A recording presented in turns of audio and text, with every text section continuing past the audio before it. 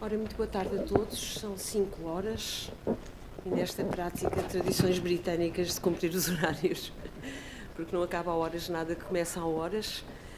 Vamos dar início a esta, que é a primeira sessão inserida num ciclo de conferências sobre a prevenção e tratamento precoce do cancro.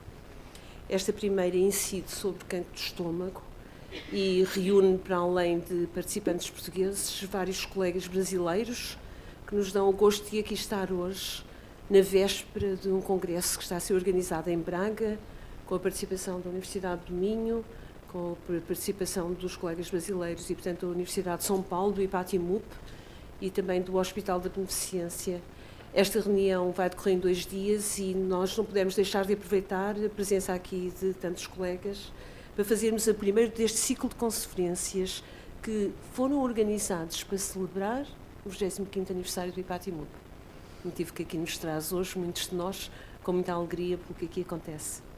Nós vamos dar imediatamente início ao professor Sobrinho, que todos sabem que é o diretor do IPATIMUP e que vai fazer o Welcome Address. Okay. E vamos depois seguir com uma série de palestras.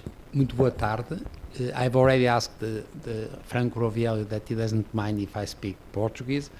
We have a couple of foreign students, but they are trained in Portuguese already, so they can understand Portuguese. Vitória Brugada, I know she's not very, very good in Portuguese, but she's improving. And we have also a couple. We have a Russian, but by the way, we have a Serbian guy. That's a more difficult problem, Dr. Bozidar from Serbia.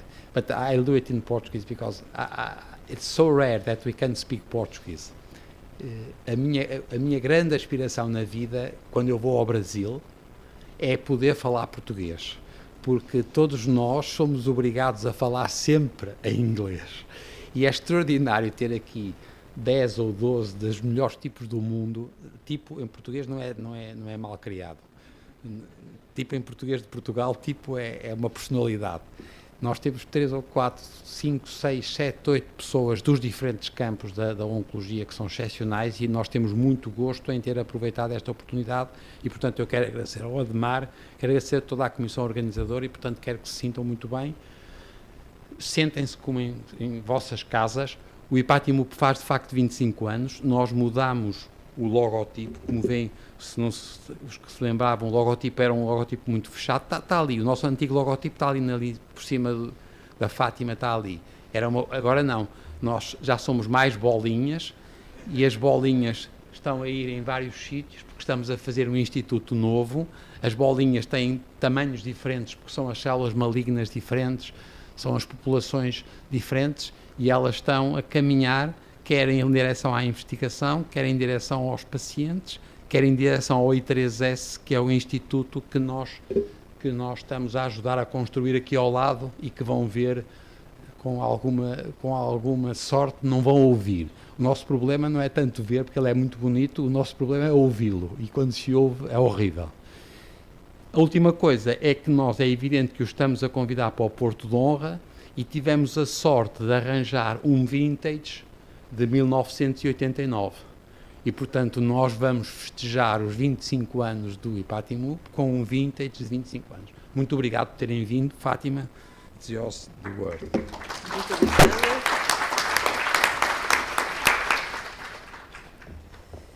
Vamos então iniciar as apresentações que estão previstas. A coordenação desta mesa vai-me caber a mim e ao professor Carlos Eduardo Jacó, que é professor de cirurgia na Faculdade de Medicina da Universidade de São Paulo e que é cirurgião. Para além dele, vários cirurgiões, apesar de tudo é cirurgião. E mais do que isso, apesar de ser cirurgião, é um cirurgião que há muito tempo se dedica a fazer investigação e tem feito realmente investigação em cancro do estômago, tendo contribuído, tanto quanto me pude perceber, para um bem que é inestimável, que foi a construção de uma enorme base de dados de doentes operados a cancro do estômago e que é um bem inestimável. Só quem realmente tem que tratar dados e tentar encontrar significado estatístico para os resultados é que pode realmente ter consciência de quão inestimável é este bem. Dito isto, Eduardo, muito obrigada. E nós íamos então apresentar o primeiro speaker. O professor Bruno Zilberstein prefere falar em português. Deixe-me adivinhar. Prefere falar em português, força. Já está, a apresentação já está no computador? Está aí. Então, o professor Bruno Zilberstein, antes de mais, é presidente de uma associação internacional que se chama International Gastric Cancer Association. Estou a começar de uma forma que parece a inversa do que seria esperado, porque é, no fundo, uma ocupação temporária, apenas porque esta ocupação é temporária, mas é de grande valor e de muito prestígio, e é nesta posição que permitiu, de alguma maneira, estarmos aqui hoje. Porque a International Gastric Cancer Association é uma associação internacional que se dedica ao cancro de estômago, que teve origem no Japão, pelas mãos de japoneses, que já teve na presidência o professor Gama Rodrigues, que aqui está, e onde o professor Sobrinho, de há muitos anos, fez parte do Council. Agora eu estou como representante no Council, e esta associação organiza bianualmente um congresso. O último foi em Verona, em Itália, que foi um congresso muito bom, and now I have to say a few words, because Franco is there, and it was really great, that congress in Verona. It was a big success, which is a challenge para o congresso do próximo ano, que vai ser em 2015, em São Paulo. E, portanto, tudo o que está a acontecer hoje e amanhã na reunião de Braga relaciona-se de alguma maneira com esta preparação da reunião deste congresso internacional que vai ser em São Paulo, e que eu não me quero antecipar, mas creio que o professor Zilberstein depois irá fazer algum convite mais expresso. Estou a poupá-lo desse já. Para além disto, que é temporário, mas que é realmente relevante, o professor Bruno Zilberstein é professor de cirurgia na Faculdade de Medicina do Estado de São Paulo, que é chamada a USP, não é? Assim conhecida internacionalmente, e é diretor do Serviço de Cirurgia do Estômago e do Intestino Delgado. O esófago não ficou aqui? Ou fui eu que me esqueci? O esôfago é apêndice, professora. O esôfago é apêndice. O esófago tem outro dono, então. Nós trouxemos o Rubens aqui para nos assessorar como um apêndice. Nessa reunião, o esôfago é apêndice. Muito bem. Isto sem desprezo pelo esófago, claro. Nós vamos fazer, se estiverem de acordo, vamos fazer uma sucessão de apresentações de 20 minutos cada uma, para termos tempo no fim, depois fazermos uma discussão geral, e, portanto, se não se importassem, eu ia dar a entrada a cada um dos speakers e, no fim, fazemos uma discussão geral antes do tal Porto de 25 anos que nos aguarda depois lá fora. Professor Zilberstein, por favor. Muito obrigado, professora Fátima, muito obrigado, Dr. Carlos Eduardo Jacó, muito obrigado, professor Sobrinho Simões.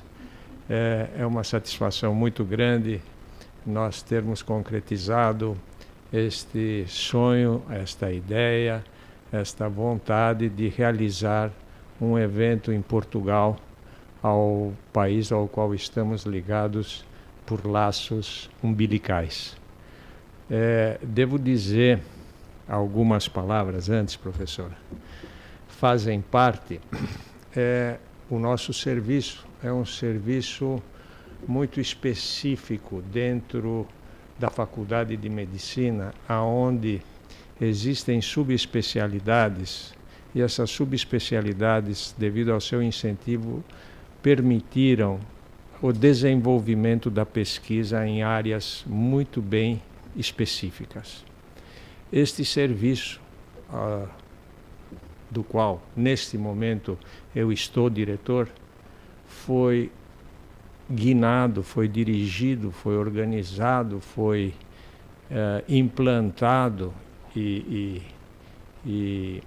estabelecido pelo professor Joaquim Gama Rodrigues, ao qual eu tive a honra de suceder, e que criou também, junto com os professores aqui presentes, Paulo Kassab, Carlos Malheiros e outros, a Associação Brasileira de Câncer Gástrico.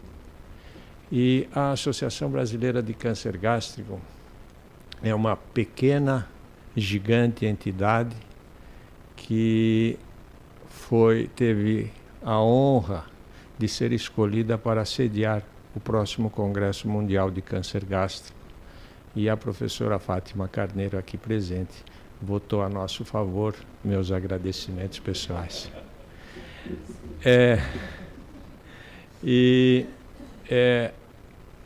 O grande desenvolvimento da pesquisa no câncer gástrico, no serviço em particular, em nosso serviço, está fortemente ligado a esta instituição IPATIMUP.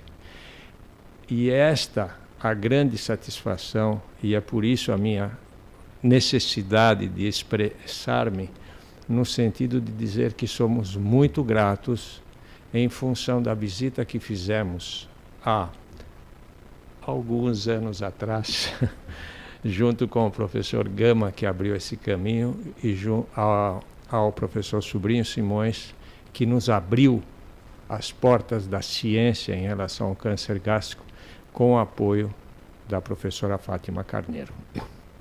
Então, nesse momento, antes de iniciar a minha fala, eu gostaria de, em nome da Associação Brasileira de Câncer Gástrico, que é a entidade que está promovendo o evento em Uminho, na Faculdade de Uminho, fazer uma singela homenagem ao professor Sobrinho Simões. Eu sei que ele vai para Santiago de Compostela, então eu não sei se ele vai participar da nossa jornada. Então eu quero aproveitar esse momento e chamar o professor Carlos Malheiros, professor titular de cirurgia da Faculdade de Medicina da Santa Casa de São Paulo e presidente da Associação Brasileira de Câncer Gástrico, para entregar ao professor Sobrinho Simões, que eu chamo aqui agora no palco, por favor, os dois aqui no palco, o diploma e o certificado que... Então o senhor recebe um outro presentinho em Braga. E nós vamos entregar o certificado de membro honorário da Associação Brasileira de Câncer Gástrico. Professor Carlos Malheiros, por favor.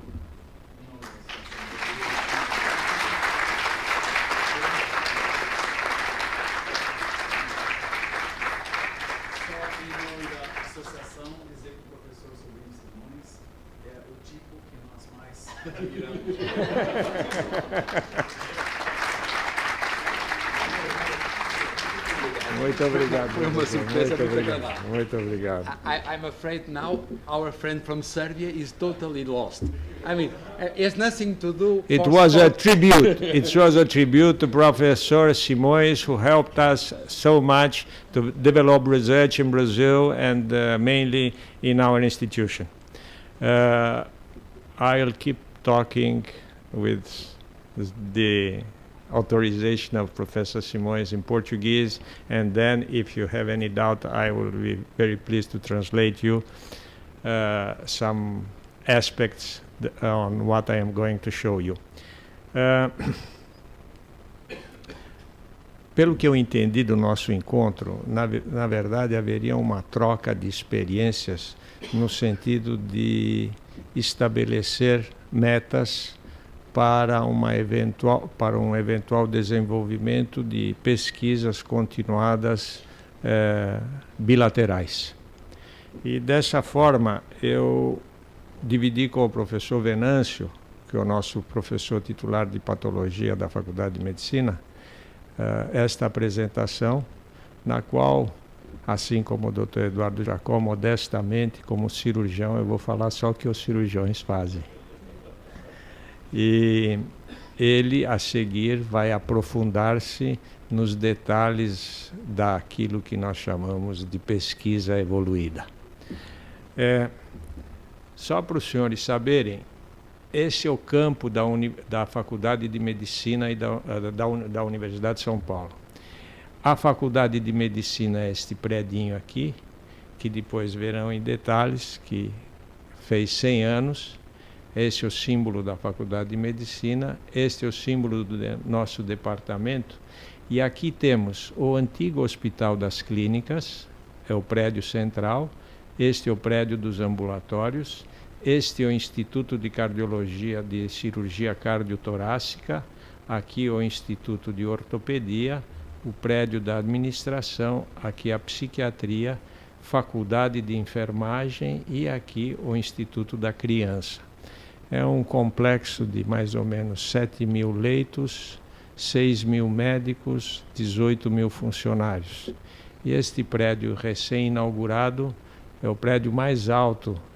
da cidade de São Paulo. A vista deste lugar é maravilhosa. Faz 5 anos que nós pleiteamos um restaurante nesse lugar para nós podermos comer, pensar, evoluir e ver a vista. É a vista mais linda que se tem da cidade de São Paulo. E é um instituto dedicado ao câncer. Hoje em dia, todos os pacientes portadores de afecções malignas têm que ser tratados, operados, enfim, neste instituto. E nós pertencemos, tem uma ponte aqui, que não aparece, e essa ponte nos une e permite que nós, médicos humildes, que trabalhamos durante 40 anos aqui, possamos usufruir do progresso do Instituto do Câncer.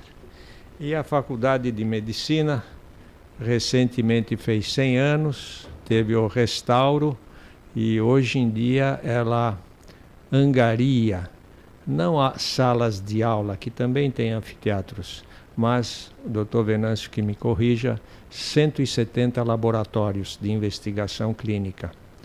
Então, dentro da Faculdade de Medicina, o que mais se faz é investigação clínica. Indo diretamente ao nosso serviço, eu vou lhes dar uma ideia do que nós fazemos. O que nós fazemos é operar pacientes com câncer gástrico. Esse é o nosso trabalho. Além disso, nós damos aula, fazemos pesquisa, vimos aqui a Portugal aprender como se faz pesquisa, voltamos para o Brasil, aplicamos alguma coisa, mas o que nós sabemos fazer é operar.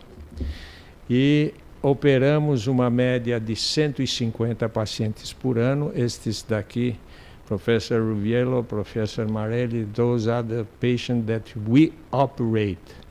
Those that are not operated are not in the slide. So we have about 150 patients by year to be operated on gastric cancer. E o padrão e o que nós fazemos como cirurgiões para que a pesquisa possa acontecer e possa ocorrer é mandar o Dr. Leandro Barque, que aqui está, para o serviço do Dr. Franco Roviello, para copiar, aprender os templates, o follow-up. Nós nos orgulhamos, aplicamos e nós temos um segmento de 87% a 95% destes pacientes. O que significa? Isso chama ouro em pó. Por quê? Porque nós seguimos esses pacientes fanaticamente. E para um país de dimensões continentais, com uma carga migratória enorme, ter um segmento de cerca de 90% dos pacientes é um milagre. E esse milagre realizamos graças à dedicação dos nossos colaboradores. Seguimos o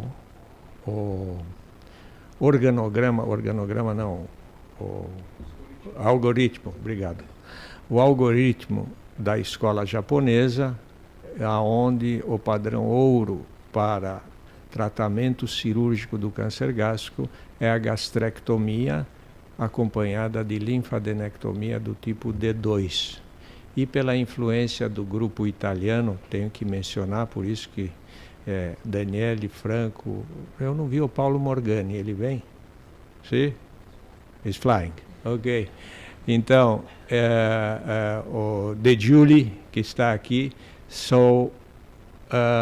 eles estão querendo nos ensinar a ir além da D2.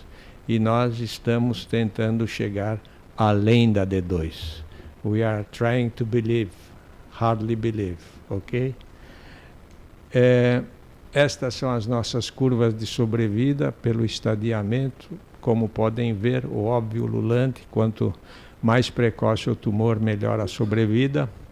E o que nos dá uma satisfação de trabalho bem realizado é 67% de sobrevida de 10 anos para câncer gástrico como um todo. A meta é daqui para frente, é por isso que estamos aqui reunidos.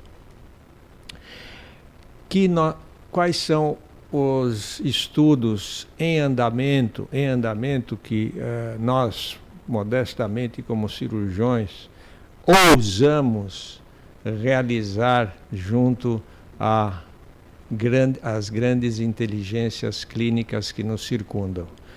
São várias teses, essa é a aplicação da solução de Carnoy no sentido de permitir a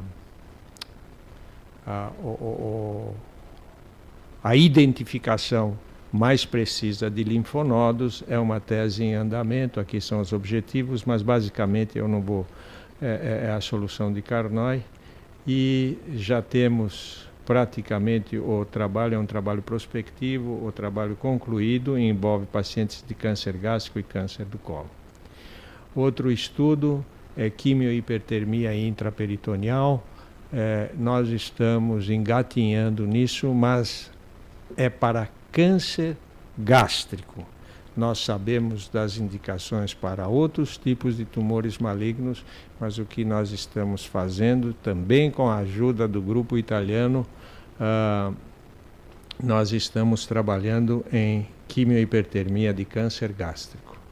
E esse algoritmo que nós utilizamos para a aplicação é um estudo prospectivo que estamos realizando, por enquanto nenhum resultado animador.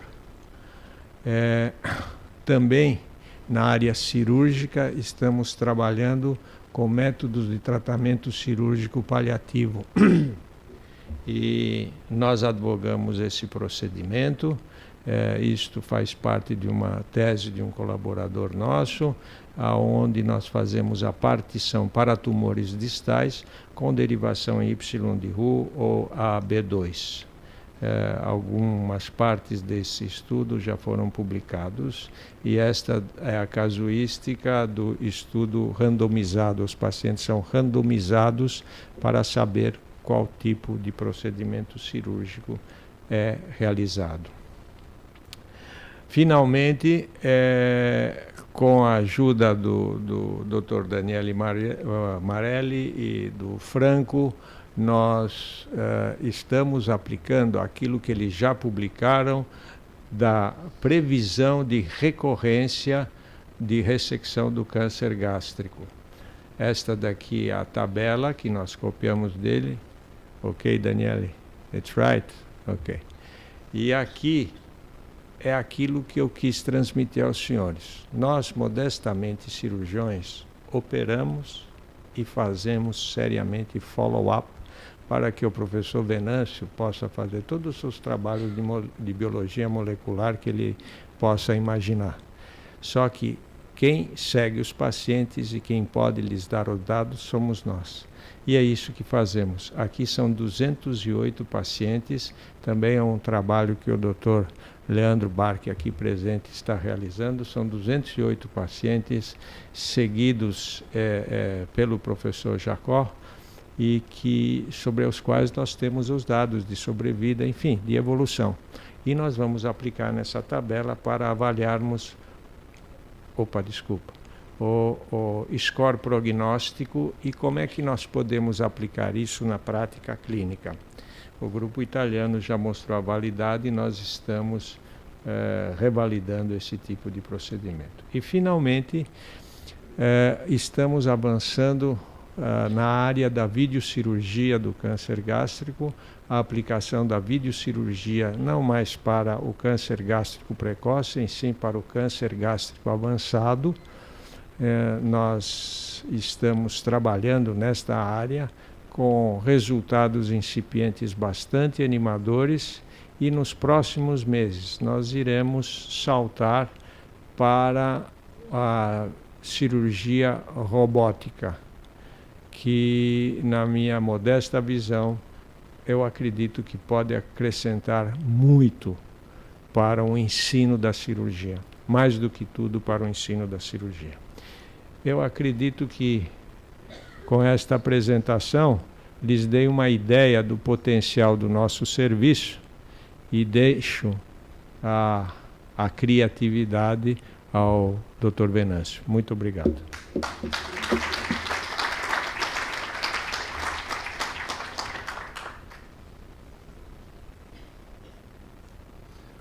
todos. É um prazer estar aqui junto com a professora Fátima, o professor Sobrinho, os autores que a gente sempre leu durante a nossa formação. É um grande prazer voltar a esse instituto e a essa bela cidade do Porto.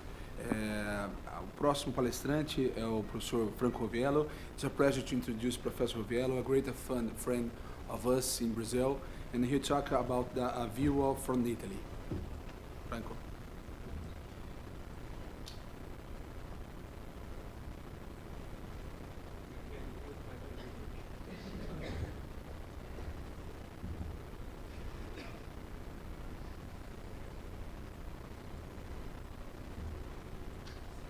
Ok.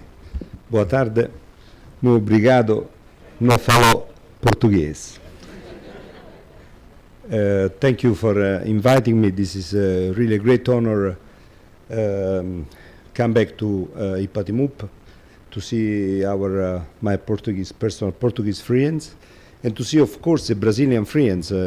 Bruno has been very great on presenting all our results and our things. We have done a great job, I think, into the International Gastric Cancer Association, because out of Japan and Korea, the Western countries are actually strongly represented by, I think, in Europe by our group, and out of the Europe by Brazilian, because of the incidents and because of this Brazilian Gastric Cancer Association that is working a lot. And that's because also the bid of the second World Congress in São Paulo has been driven through the association, because the competition with American and with other countries were not so important because of the people and because of the disease.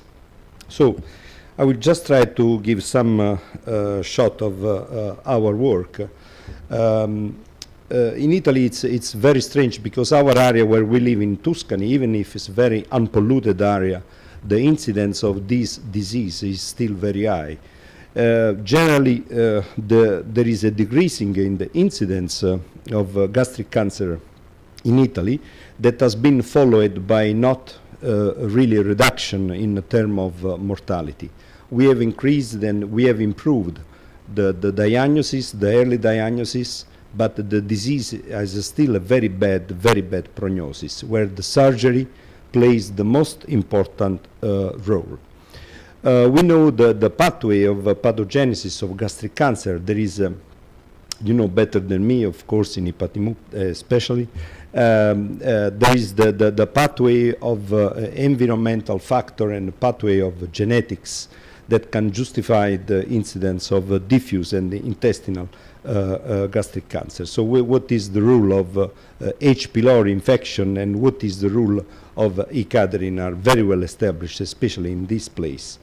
We have analyzed some of our data from our group of patients through the importance of H. pylori infection and the importance of cadherin in the diffuse gastric type. Gianni Corso has spent here in IPATIMUP 3 years, one of our best colleagues, on making a basic research coming from surgical environment, because the position of the surgeon is very important, not only in the clinical research, but even in basic research. That just to give the right informations and the right material to the people that work every day in lab.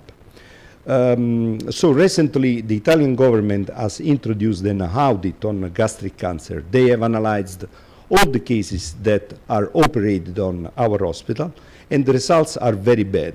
Very bad mean that 80% of the patients of gastric cancer, even in our country, are operated everywhere. So 80% of the cases are operated in hospital, where the surgeons perform between 1 and 10 cases per year. And this is very bad in terms of results and in terms of good quality of surgery, like lymphadenectomy and other things, because the impact on recurrence and impact on survival of the surgeons is extremely important.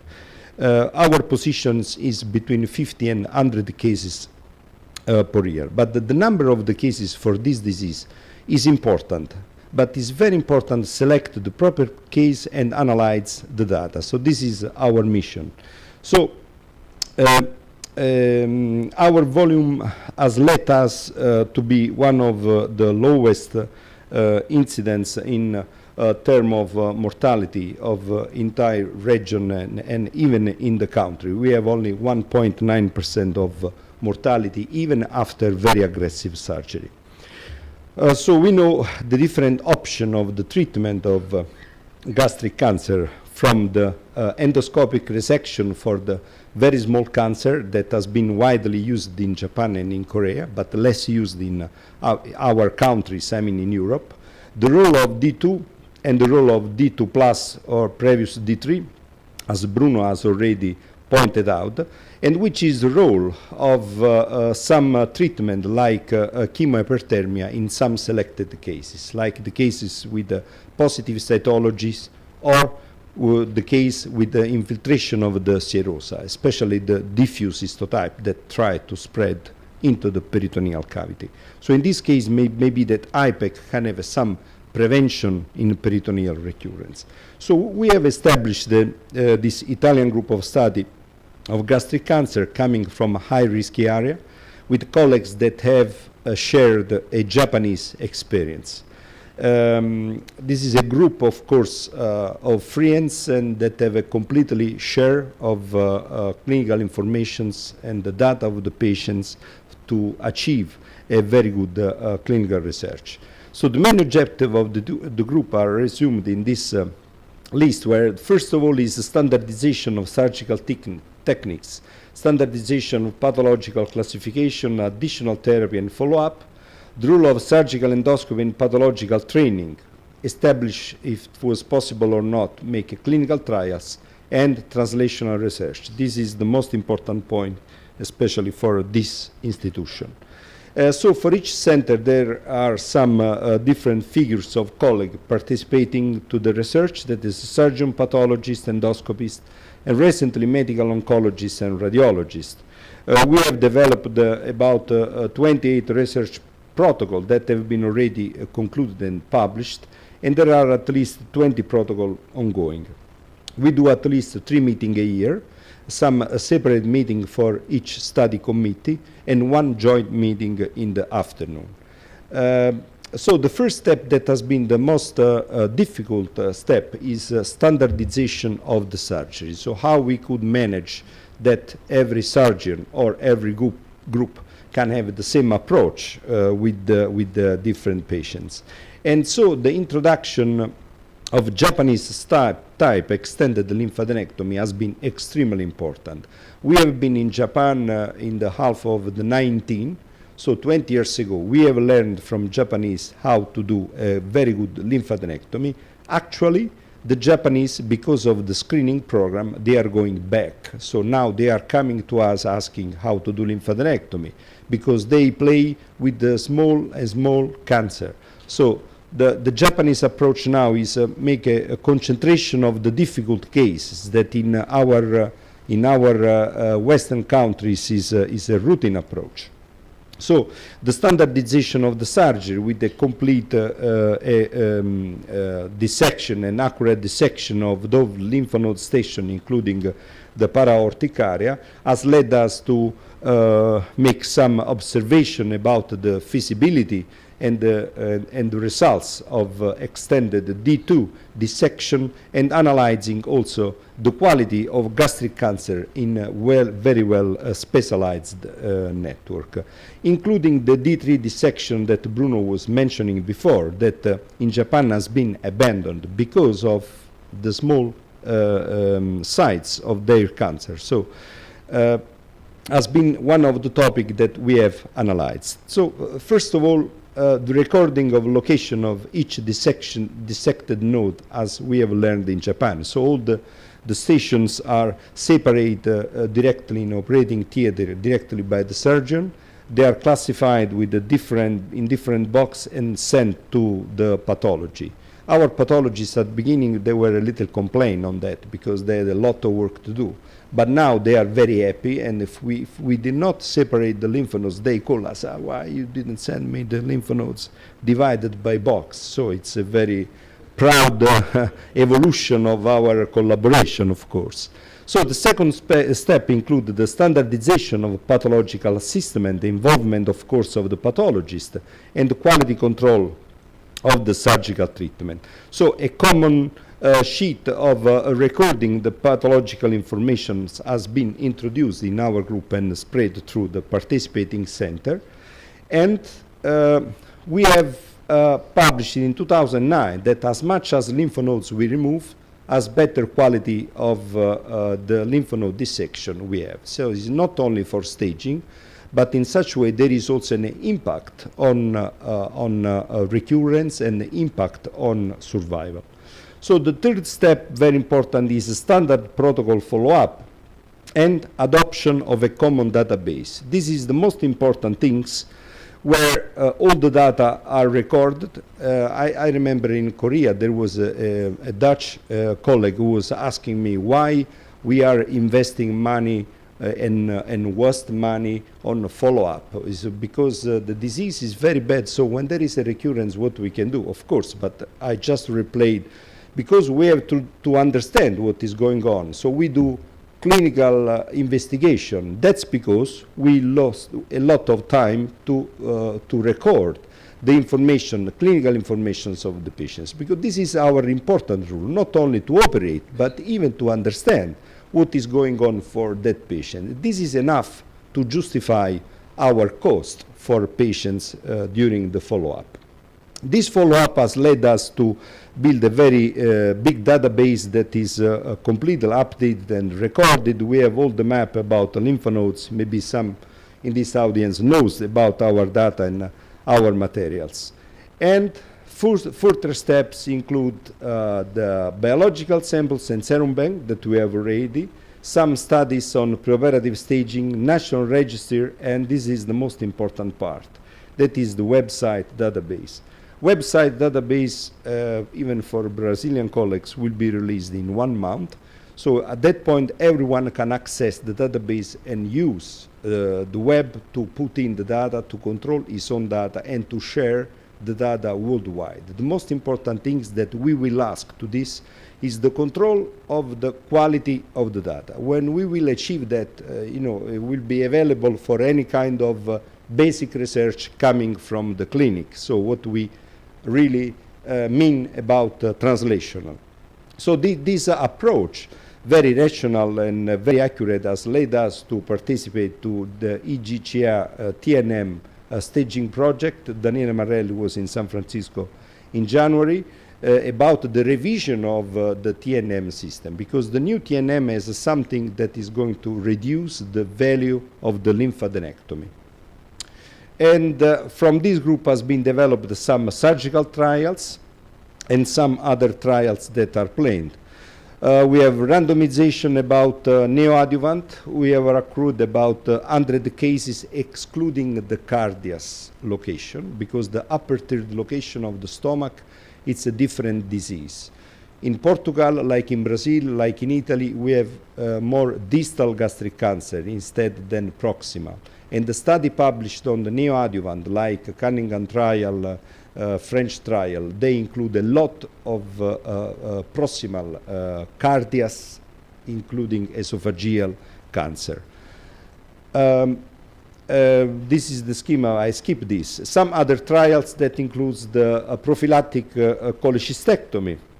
It's nearby to be finished, to be concluded, and the use of nasogastric tube. That is some of interesting details for the surgeons.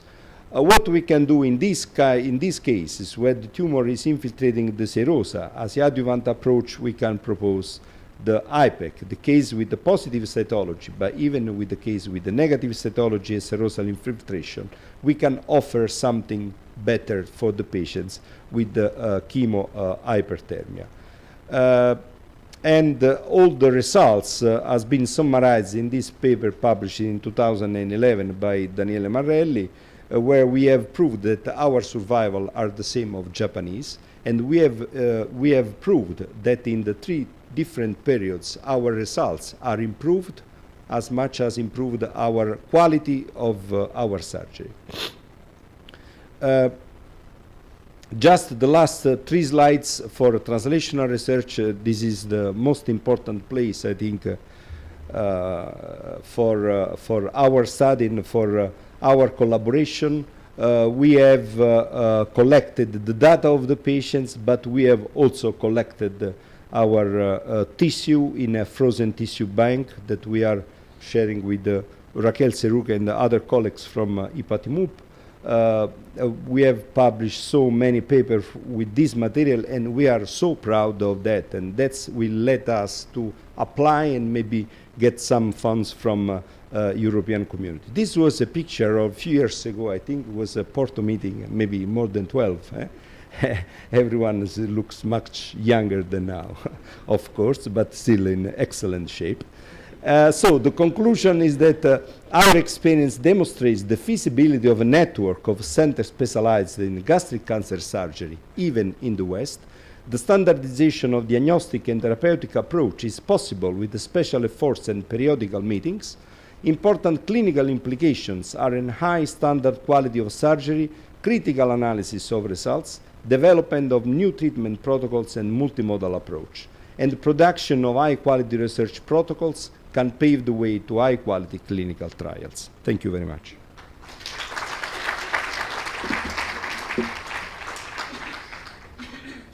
Franco, thank you so much. I'm sure people will ask several questions at the general discussion. And now it's my pleasure to introduce Professor Venâncio Alves. It's already the second time today. While he goes to the podium, just let me summarize what we have done with him. He had a long flight, 9 hours. When he arrived, he went to the hospital. He was giving a lecture for 1 hour and a half. We gave him a soup, and we have put him in a big auditorium in a clinical pathological conference as an opponent. And as a moderator, he was expected to have opinion, to ask questions. So he had a bit of water, and here he is again. So Venâncio, I hope you survive. For those who do not know you, what we expect here for you is to know what you are doing with the meat the surgeons are giving, putting in your hands. It seems that they expect that you do something with that samples that they are collecting at your hospital. And for those who do not know, Venâncio is a very good friend, and he is a full professor at the Faculty of Medicine of the University of São Paulo, and he is also sharing the department at your hospital. He has a huge number of people working with him, and he's an example to follow for us pathologists. Thank you, Venâncio. Thank you so much for the very kind and friendly words. Well, it's really nice to be here, and it's amazing that we could do whatever what we did today. It's unbelievable. Yeah. So let's go on. Well, Professor Zilberstein told that I would tell you about the second part, the pathologist role in this network. So pathology is here. It's amazing that this is the lab, 1,600 square meters, just above the surgical center. So we are close together to the surgeons.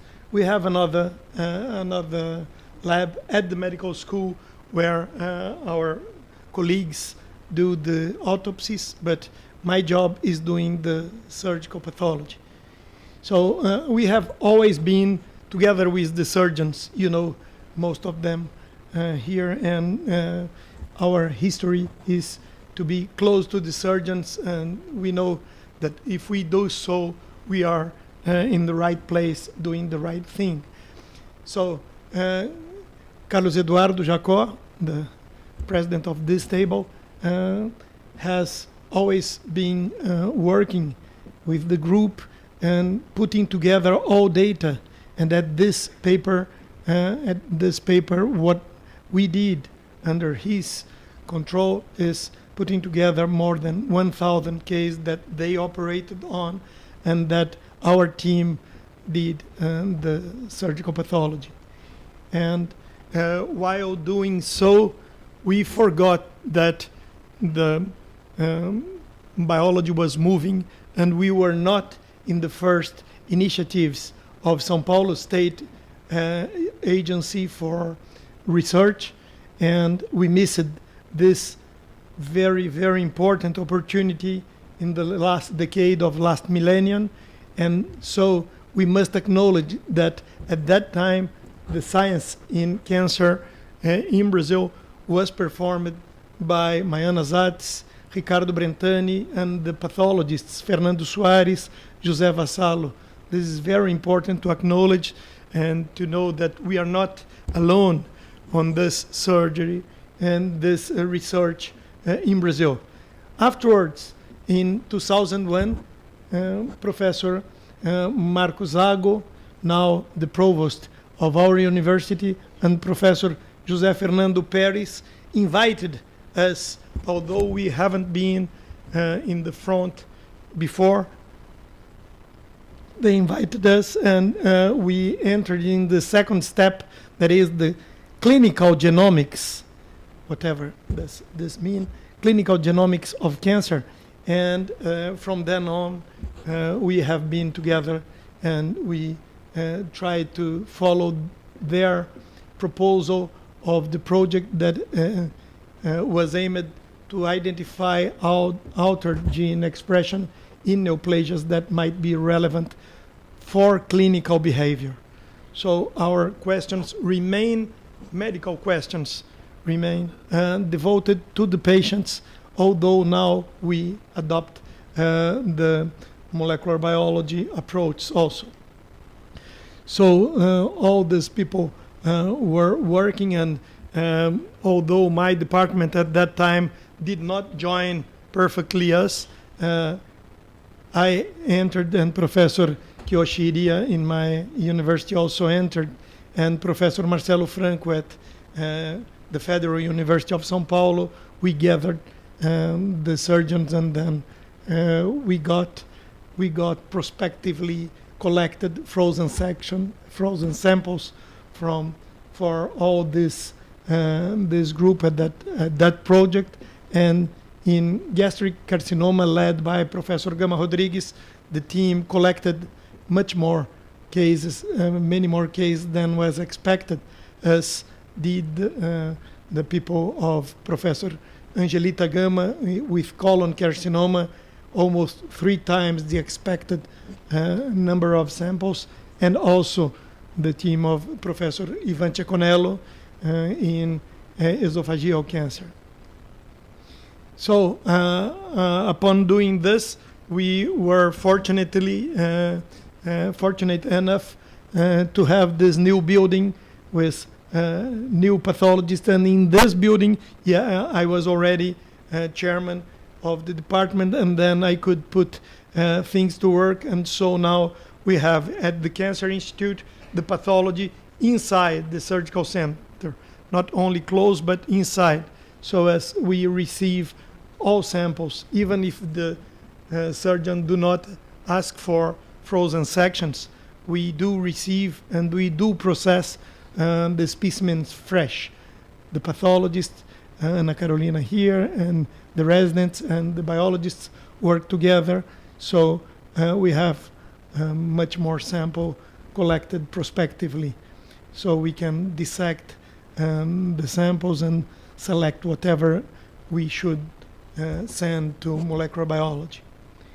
And initially, what we did, mostly what we do up to now, is Sanger sequencing for individual genes.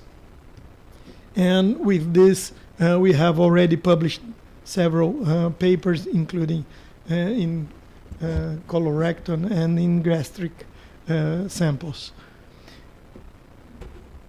Cristóvão will remember this. He was a postgraduate student of our team when we introduced the TMA, tissue microarray, in the beginning of last decade. And based on these data, we have been working together with people of Ludwig Institute, New York, and people of Recepta Biopharma, and we have been screening new candidates, screening new antibodies, possibly to become targets, and some of them becoming candidates for as therapeutic agents. With this antibody, REB-MAB 200, the humanized monoclonal antibody to NaPi2b, we screened all 33 organs that the FDA require to select a candidate for new drugs. And unfortunately, although we tested on, this drug is not very this target is not very good for esophagus, stomach, and colon. We did our best, but what appeared is that it is good for ovary, and then doing selection through PMAs in all these organs, we arrived to a plan, and then the clinical trial is already starting in ovary, not stomach. We also searched for collaboration, and we did studies with Rui Reis and his team at University of Minho, now also people in Barreto, some of them in São Paulo, and we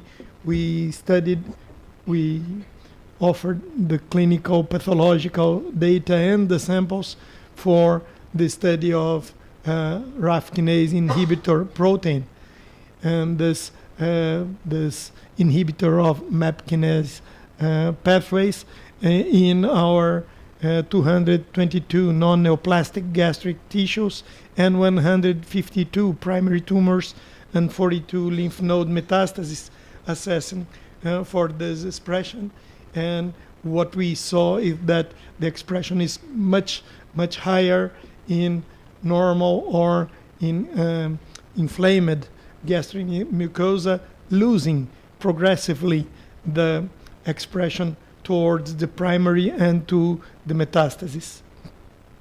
And this was significant, and the expression was decreasing along the series of evolution, and all these cases could be correlated with the clinical data that our surgeons, with so careful operations and clinical observation, yielded this data. And so it's impressive how important is this progressive loss of expression. It correlates really to the most important clinical and pathological data of progression. So as that the cases that are IP positive do much better than the ones who lose the expression. Another collaboration we did through former professor here, Fernando Schmidt, now in Toronto, and in collaboration with the team of Fátima Baltazar and Ademar Longato in Braga. What we did is to search for the MCTs and the chaperone CD147, also in our clinical pathological data. And what we found is that MCT1 and CD147, when they are co-expressed, they mean that there is an important risk, or they correlate with progression. So individually, MCT1 and MCT4 do not correlate with clinical pathological data, but when we see MCT1, CD147 co-expression, yes, we have a marker of the most severe evolution, the worst prognosis histological markers. So MCT1 and CD147 co-expression was associated with advanced gastric carcinoma, Lawrence intestinal type, PNM progression in staging and lymph node metastasis. So this co-expression is really important in terms of biology and in terms of clinical data. The most recent approach we have been progressing on is with our team of molecular biologists from our own institute. Fátima and co-workers in the group of Professor Roger Chamas, using our samples and correlation with our ideas and data in 51 fresh frozen tumor samples in cases operated by this group with curative intention, did a full biological assessment, especially through gene expression profiling, through Affymetrix U133 plus 2.0, and in cases fully followed up by the surgeons. And among 108 genes associated with poor prognosis assessment, they assessed the system biology program, suggesting that this panel reflects a dampening of immune inflammatory response, and they could suggest an important shift from Th1 to Th2 M2 activity. And during the gene expression profiling, they selected 108 cases, 8 genes, and then they could see that this collection was enriched with many of the markers of immunity. And then based on these special altered genes, we went in the immunohistochemistry to do the immunoassessment of CXCL11, OLR1, and ADAM-DEC1 negative.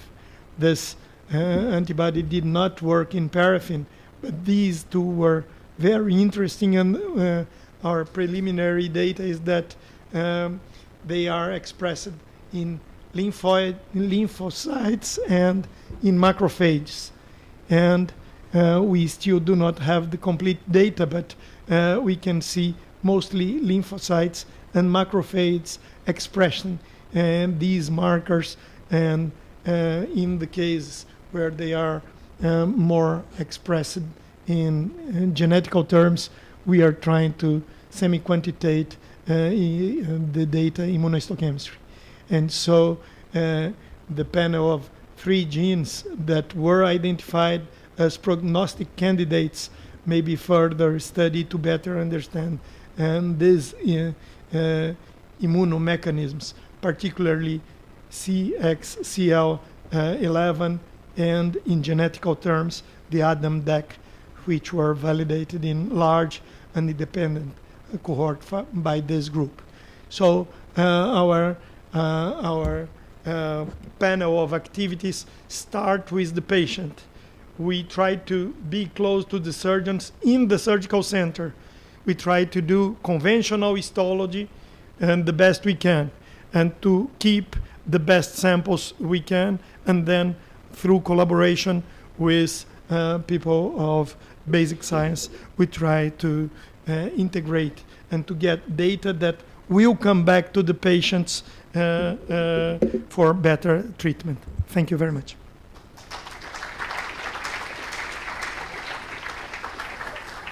Venâncio, thank you. Try to stay alive just for more half an hour for the discussion. Nossa próxima palestrante será a professora Raquel Seruca, que mostrará uma visão sobre IPATIMUP.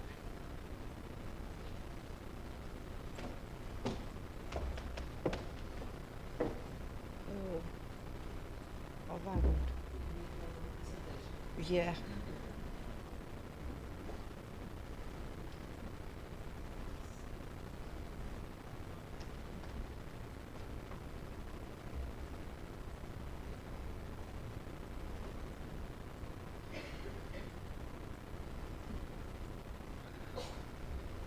So I'm very pleased to be here and to be part of this meeting. I have a huge task that is to tell you about what is going on about gastric cancer at IPATIMUP. And that means what it is going on in different groups or research groups at IPATIMUP that do gastric cancer research. Not only my group, my own research line, but many other groups and many other research lines that are being addressed by different researchers, and I will try to do my best not to, first of all, to not disappoint my colleagues, and second, to make a nice story for the audience. But my main concern is not to disappoint my colleagues. I'm very pleased also to use this meeting to say that I've always been very happy at IPATIMUP. I'm here since the beginning and I would like to stay. And I would like to be part of a very nice story that we now commemorate with 25 years. And it's a story of a number of people and with a big leader, and that's Professor Manuel Simões. So thank you for having this opportunity to have a happy life. So in terms of scientific questions that we address in our oncobiology research, and this doesn't change from one model to the other, the questions are similar, but we are now addressing the problem of stomach. And so what we want to do is to have a more concrete and a more better view about the pathophysiology of the preneoplastic and the neoplastic lesions of the stomach. And that can be also being addressed in breast, in thyroid, in colon. But at the stomach, we want to identify risk factors, and mainly we want to identify the Helicobacter pylori strains that we know that are carcinogen type 1 for the stomach.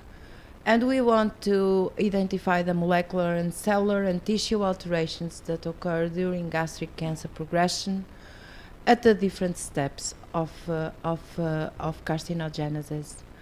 And all of this has to be translated because it's nice to do research, we have lots of fun, we commemorate many results, and we have big parties. At least we get very nice results and we get very happy with them, and we publish very well. But I think without translating what we know and what we acquired to improve prevention, screening, diagnosis and treatment of gastric cancer, nothing deserves the value that it takes, the time and the funding. So that's what we do, and I will tell you what we do at IPATIMUP, or I'll do my best to tell you. This is the group of people that are involved in this specific line of research, and this line of research is Helicobacter pylori mediated carcinogenesis. And we have two main individuals or two main groups here. One is the bacteria and the other is the host. And for the bacteria, we are concerned about the bacterial virulence factors and also about the stomach microbiota. And about the host, we are concerned about the genetic susceptibility, the signaling, the effects, or the cellular and tissue effects related to these altered signaling mediated by Helicobacter pylori, and the lesions that are the phenotype, what we get by the infected host with Helicobacter pylori. These are the people, and I will tell you the names. So that's Céu Figueiredo, Zé Carlos Machado, Raquel Almeida, Celso Reis, Fátima Carneiro, and Leonor David. And the main questions, or the specific questions that we have, is the pathological and clinical consequences of Helicobacter pylori infection, and for that we use mainly patient material. And we have host-associated signal and cellular program, and for that we use not only in vitro assays, but also in vivo. Role of Helicobacter pylori infection in tumorigenesis and the role of Helicobacter pylori in cellular transdifferentiation, the role of glycans in Helicobacter pylori adhesion, the role of stomach microbiota in carcinogenesis, and strategies to prevent and treat Helicobacter-mediated cancer. And as you see, it is many questions and is addressed by many different groups like the cancer genetics, differentiation and cancer, genetic dynamics of cancer cells, and glycobiology in cancer. I will try to tell you some results that are not my results, they are from others.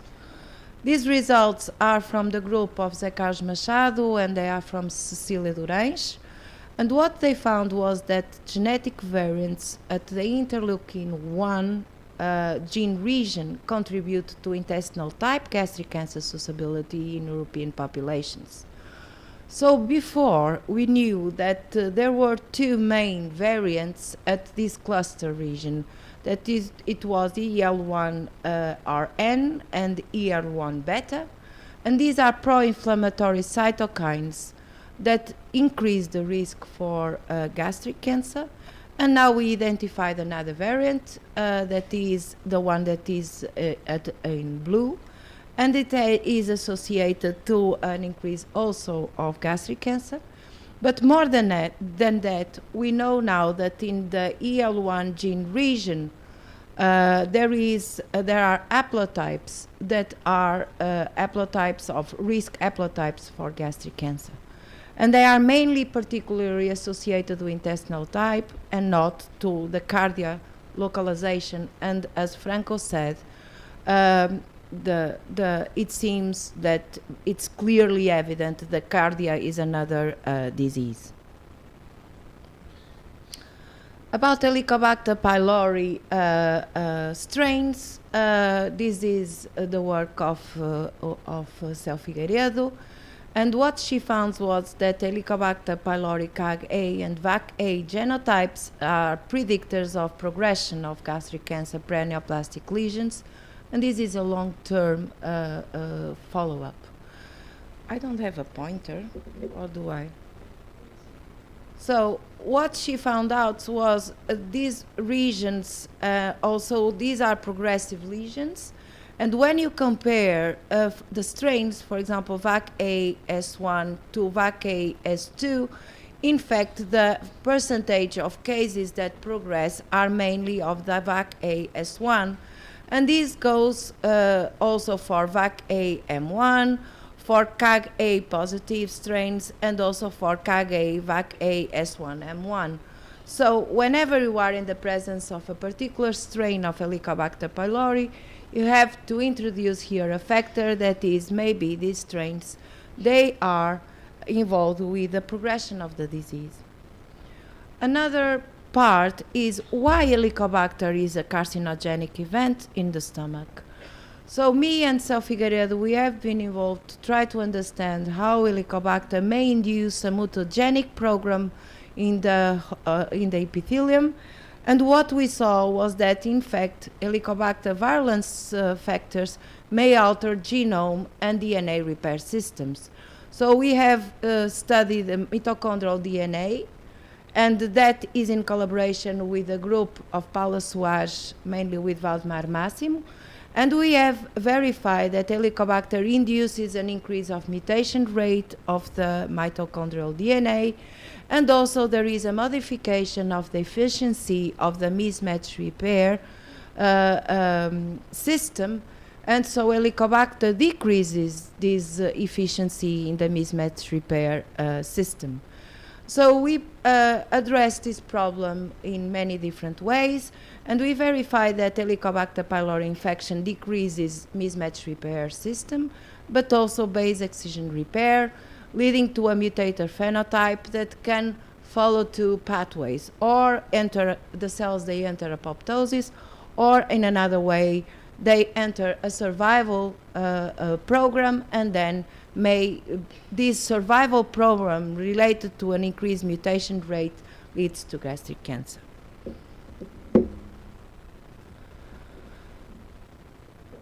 More than that, we are trying to understand how Helicobacter modifies the cellular program at the epithelium, at the epithelial cells. And so the group of Raquel Almeida has shown very clear that Helicobacter pylori regulates a very important differentiation pathway that is called BMP signaling pathway, which is a major activator of CDX2. And Franco Roviello has shown in his very quick scheme that CDX2 was involved. And in fact, Raquel Almeida has shown very clear that Helicobacter induces an increased expression of BMP2. When the mice are infected with Helicobacter during a very long time, they start expressing CDX2 at the stomach.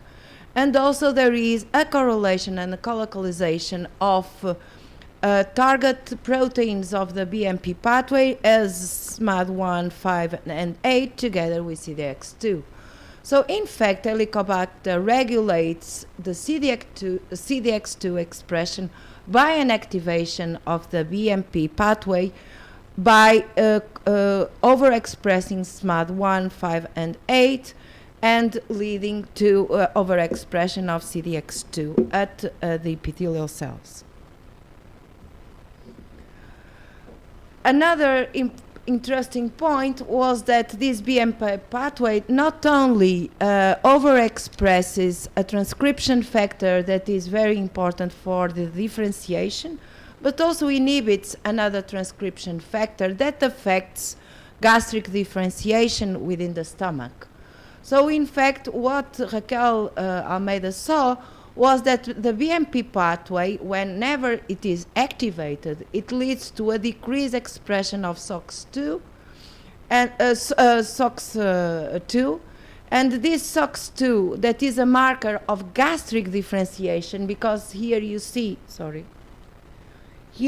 that there is in this gland you see SOX2 expression, that is the brown at the nucleus, because it is a transcription factor, together with the gastric mucin that is MUC5AC.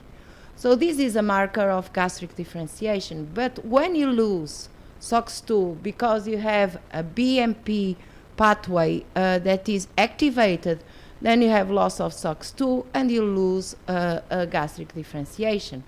And this goes together with a specific phenotype that is incomplete metaplasia when you have SOX2 and MUC5AC, but with complete metaplasia when you have loss of SOX2 and loss of MUC5AC. This is very interesting in terms of preneoplastic lesions and as biomarkers of preneoplastic lesions, but not only at the preneoplastic lesions, this is important. At the level of gastric carcinoma, they are prognostic biomarkers. So when Raquel compared the expression of or cases with SOX2 versus cases with CDX2 expression, they predict patient outcome. So you can say now that SOX2 in gastric carcinoma is a good prognosis marker, and CDX2 is a good prognosis marker, and SOX2 is a poor prognosis marker. Moving to another research group that it is from Celso Reis, and they are mainly concerned about the glycobiology of gastric cancer. They identify the mechanism that Helicobacter pylori uses to induce the expression of C-allele X. That is the ligand for the bacterial adenosine sub-A. So what Helicobacter has to express sub-A to be able to adhere to the gastric epithelium, and the ligand at the epithelial level is C-allele X. And so they identify the mechanism how Helicobacter uses to adhere to the gastric epithelium. And the key enzyme is this one, and this was done by glycogen chip array, and they identify this key enzyme as being the one that is the one that Helicobacter needs to adhere to the epithelium. I'm sorry if I say something wrong. In fact, this enzyme is very interesting because this enzyme, whenever it is overexpressed, it produces a specific type of glycans at the epithelial cells, and then these glycans are able to, in fact, whenever they are secreted, they activate a specific signaling pathway that is dependent on c-Met, and so they start activating c-Met, SRC, FAC, and then there is cytoskeleton rearrangements of the epithelial cells with an increased cell invasion profile. Cell Figueiredo recently started, together with Zacaz Machado, they start being very involved in trying to identify, besides the Helicobacter pylori, strains associated to specific lesions of the stomach, how was the stomach microbiota, and if we can use these to predict which are the lesions that we are in front of. And in fact, by just looking to the microbiota, it was very interesting to see that superficial gastritis had a type of microbiota that was completely different from gastric carcinoma. So there are many other bacteria that are specific of specific lesions of the stomach that occur in preneoplastic lesions, and then they are lost when there is the progression to gastric carcinoma. And this is one of the lines of research that we are developing at the moment. So now I'm much more comfortable because this is my area of research. And so I will tell you the good news that we have about ticadirin, and Franco has also pointed that ticadirin is a major protein that is associated to gastric carcinoma at the initial stages and during progression, and it has clinical relevance. And I will tell you about many groups that are also involved in research in ticadirin, but in this specific point I feel much more comfortable. So I will tell you about how ticadirin is involved in cancer initiation and progression, and I will tell you not only about diffuse gastric cancer and hereditary sporadic, but also at the intestinal type gastric carcinoma. And the quick key questions that we have is, what is the role and how is the tumor spectrum related to germline mutations of ticadirin? How is the penetrance, and which genes regulate the level of penetrance of this gene in the families? We try to identify novel mechanisms of ticadirin regulation, alternative genes in ticadirin negative families, identification of ticadirin partners. Since ticadirin is a tumor suppressor gene, we need to have other proteins that could be therapeutical targets. We want to understand the consequences of ticadirin mutations associated signaling cellular effects, the pathological and clinical consequences, and the EMT-MET models for metastasization, where ticadirin is one of the key molecules during EMT-MET transdifferentiation. And we use in vitro, in vivo experimental models of study, and now we are starting to understand the modulation of tumor microenvironment and strategies to treat and prevent ticadirin-mediated cancer. And the groups that are involved in this specific line is cancer genetics, expression regulation in cancer, genetic dynamics of cancer cells, and glycobiology in cancer. Mainly my group, the group of Carla, the group of Celso, and the group of De Carlos, with the presence of Fátima Carneiro, that is a big shot. So, you are.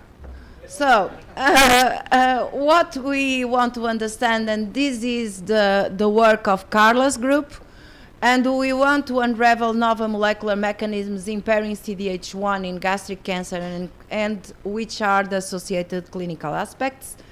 And at first, it was evident that familial gastric cancer had just one single gene involved as a causative gene for this hereditary pattern, and that was CDH1 mutations. Now, going back to the families, or going back to the negative families, we know now that most of them that were considered to be negative, or a little part of them, They have CDH1 methylation at epigenetic level, so at the germline level. Some of them have CDH1 deletions, and some of them have other genes involved. And Carla has been very active in terms of internationally being connected and collecting families and identifying all these mechanisms. She has also been very active in trying to identify the second hit mechanism for inactivation of the gene. And we know now that not only methylation plays a role, but also loss of heterozygosity, or both events in the same stomach. So it's difficult to address these patients with a single treatment like the acetylases, or then using other types of treatments that will target methylation. But she also has been very involved in trying to understand other types of regulation, like the role of microRNAs, and this is very clear. This is the work of Joana Carvalho in the group of Carla, where she demonstrated that loss of MIR101 will lead to overexpression of a specific transcription factor that would then decrease CDH1 expression. And you can see here very nicely, here you have cadherin and not much easy expression of EZH2, but here you have overexpression of this transcription factor and loss of CDH1 in these cells. Together with the group of Franco and together with Gianni Corso, she could also verify what was the clinical relevance of having structural alterations of cadherin or epigenetic alterations of cadherin, and how these patients should be addressed in terms of therapeutical approach, in terms of radical surgery. And they published together a paper in GCO where they clearly demonstrated that patients with alterations of structural alterations of cadherin are associated with intestinal type, they have familial history, and then they have bad prognosis, and they should have radical surgery. I have to say that this group is very active. They have a lot of information. Now they made a spin-off where they do analyze a lot of data that is called BioInf2Bio. It's a bit difficult name, and it's just to help researchers at IPATIMUP and outside IPATIMUP at also international level to understand the data that they get. So these are very beautiful pictures, and I hope I do not disappoint Fátima. And what she saw very recently was that these hereditary cases, the diffuse type cancers, they had one a very typical lesion that is called pagetoid spread. So instead of having just one one single line of epithelial cells, you kind of get a double line of epithelial cells, and what you get is you get expression of cadherin in the outside epithelial cells, and you lose the cadherin in the pagetoid spread. These cells, they get altered polarization because they get round with an eccentric nucleus, and they lose cadherin. But they get there very quiet, and they do not proliferate, since you don't see any key 67, so they are not proliferative. But they are invasive. And whenever you have this type, so you see here the signet cell ring carcinoma cell or cells, and here you see also cancer cells, but they are much smaller. They modify the phenotype. And when they are clearly invasive, then what you get loss of cadherin, as these ones get, but then they start proliferating. Not only they start proliferating, but they have other markers that reappear in this stage. So from now on, we can say that hereditary diffuse gastric cancer patients that have causative germline mutations, they have as first lesion pagetoid spread lesions without proliferation, and then they start having key 67 proliferation.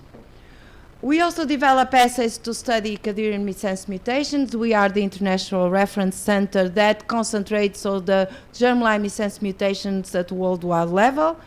And my group, mainly Joana Figueiredo and Soraya, what we do is we construct vectors, we transfect cell lines, and we establish very unique cell lines with missense mutations that cover the whole protein.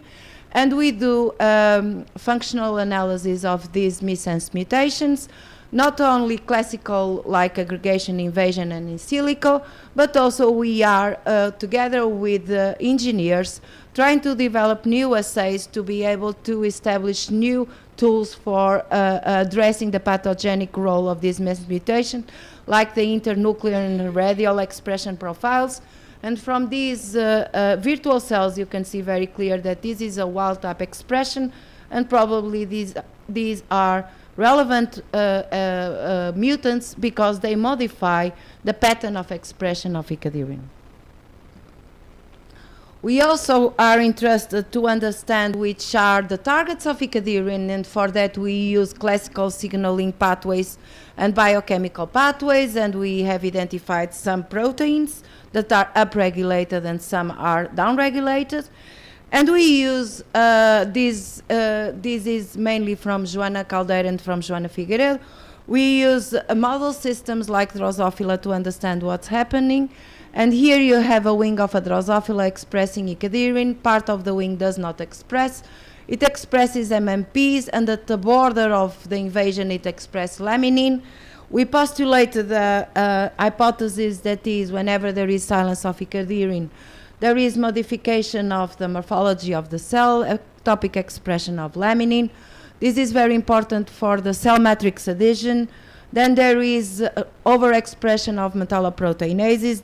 There is degradation of the benzoyl membrane, invasion, and in fact we can also show this in vivo, but also in vivo. So cells that do not express icadherin, they start expressing laminin, they modify the integrin signaling, and when we inhibit laminin, the cells, without modifying anything at the cellular level, the cells, they are not able anymore to invade and to survive, and this is dependent on integrin beta-4 and laminin gamma-2.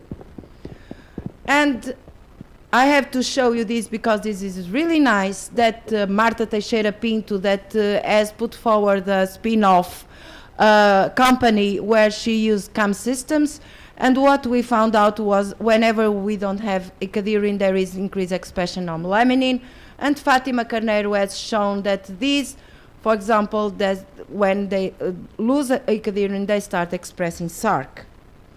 And this is my last. And I just have to say that CELSU also plays a role in identifying other mechanisms for icadherin regulation, and one of them is glycosylation. And he has very nicely demonstrated that there are enzymes that modify the pattern of glycosylation at icadherin, and they have expression in terms of clinics. I have to say that we have a very nice group of oncobiology. This is the group. So not only I showed you results, but I have to state that Helena has a very nice group that works on the resistance for therapeutics in cancer, and Paula Soares is mainly involved in neuroendocrine tumors, and so thyroid cancer. And all of us, we are involved in trying to identify risk factors, host susceptibility, preneoplastic lesions, cancer cells, the tumor tissue, and the disease itself. And thank you very much.